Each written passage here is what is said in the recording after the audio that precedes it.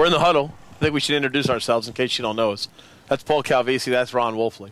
My name's Doug Franz. And right now, Paul Calvisi is going to critically analyze yesterday's game. Paul, go.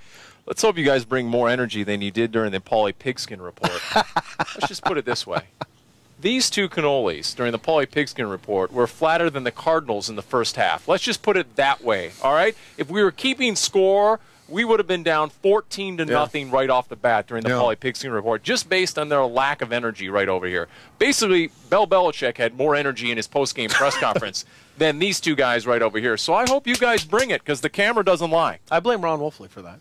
You know, it's funny because you were actually in the Paulie Pigskin Report. You were breaking down Bill Belichick after a victory, of course. And then Bill Belichick, after his beloved Red Sox won the World Series, right? And he's always the same. Bill Belichick Bill Flatline Belichick. That's what is unbelievable about it, man. I can tell you, I've got these vivid memories of when we did win a game in Cleveland when I played for Belichick for 2 years. And just you won 8 games, too, other than the handshakes that were going out, you could not tell whether or not Bill Belichick had won the game or lost the game. Yeah.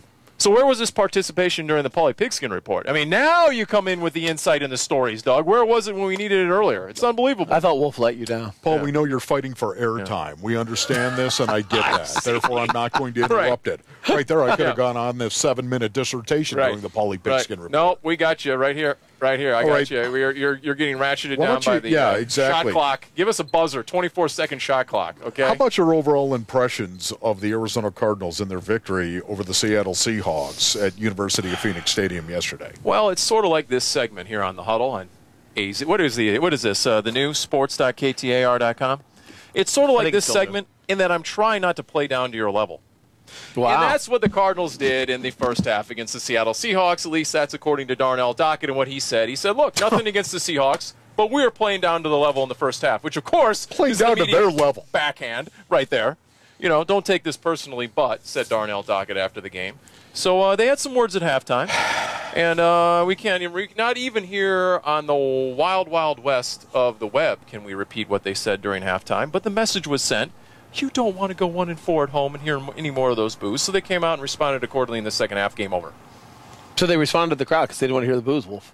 Crowd, media affected the game. You know, I look at this game right here, and it's one of the reasons why I'm greatly encouraged Doug Lees. Notice that action. Did you see that? That was fast-paced. That was right there. The way I was attacking you. Look, to me, this is what ails this team, right? It's the complacency. It is the playing down, Darnell Dockett, if you will. It's not playing as well as they should against teams they should beat. Those are the questions right there. And to me, this is why I see this as a growth game, because they did. They looked asleep in that first half. And credit Seattle, too, because Seattle came in and Seattle was desperate. Seattle was ready to play. They were ready to play in all 3 phases of the game, and they went out there and they dominated. Well, I don't want to say dominated because the Cardinals made a bit of a late run there at the end of the half. But they came out and they took care of business, I think. Let's put it that way. The Seahawks took care of business, but you know, the Cardinals, this is what ails them. They've got to come out and play well in games where they should beat the team that they're playing.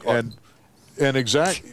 You know what, Paul? That's really distracting. You know what's distracting? That is seriously distracting. Are your microphones? There. I'm trying to make a point here, a salient point, I might add. What's really that distracting? This game represented growth for the Arizona Cardinals. Are you with me, viewers? When I look at these two guys, I want to order a combo meal. I feel like I'm in the drive-thru, and they have this little microphone here, and I want to order a combo meal with fries. Here you go. There we go.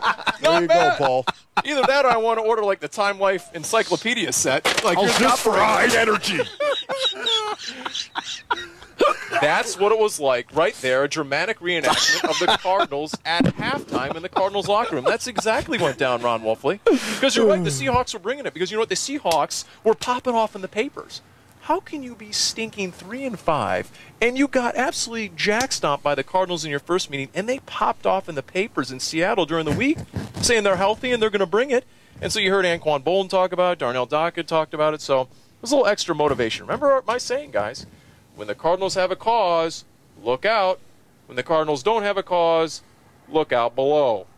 So they channeled a little bit of that stuff in the papers, and they made it work for a 31-20 win over there. What's wrong now? I don't know. My collar is hitting my microphone or something like I'm getting uncomfortable. He's disrobing on camera. No, I'm getting seriously. uncomfortable over here. I don't really know. What was their cause then, Paul? I mean, you said that going into this game. How did Seattle they come was out? talking. They How were did they come? squawking. How They did were popping off. Well, why did they play so listless then in the first half? Well, because they knew they only needed one good half to beat the Seahawks because they stink. Honestly, I'm serious. I think. Look, this is what I think It's human nature. right The here. least effort required to get it done, Wolf. I think this right here. The Arizona Cardinals are, without a doubt, that what the you're saying about Wolf in dangerous the huddle? football team in the National Football League. They're dangerous. They are. When you look at the talent on both sides of the ball, when you look at the fact that you've got Steve Breast and Anquan Bolden, Larry Fitzgerald with Kurt Warner, now all of a sudden Beanie Wells and Timmy Hightower It's like, starting to come around. This is the Paulie Pixie report. I'm not paying attention to you either. No, exactly. Yeah. You know, they are. Look at the defensive side of the ball. You want to Can't talk even about look at talent? I mean, this team is dangerous. They can beat anybody. They're capable of beating anybody in the National Football League. But what else are they?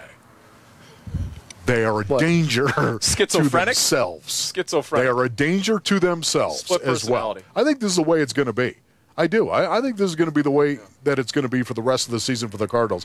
But they have a great opportunity over the next 2 weeks to really shut the mouths, don't they now? At St. Louis and at Tennessee. Tennessee playing a lot better, They by play the a lot way. better. A lot better. But why do they call it a growth game? Why did you call it a growth game? I mean, how many people say when the Colts win, they have a growth game? When the Patriots win, they don't have growth games. Because the Colts are an established team. They're a great team. How many years have been established. How many years or Super Bowls do you have to go to before we're done with growth games and you just beat people? Did you just allude back to last year in the Super Bowl? Did you just do that? That's Did it you for the reference? huddle today.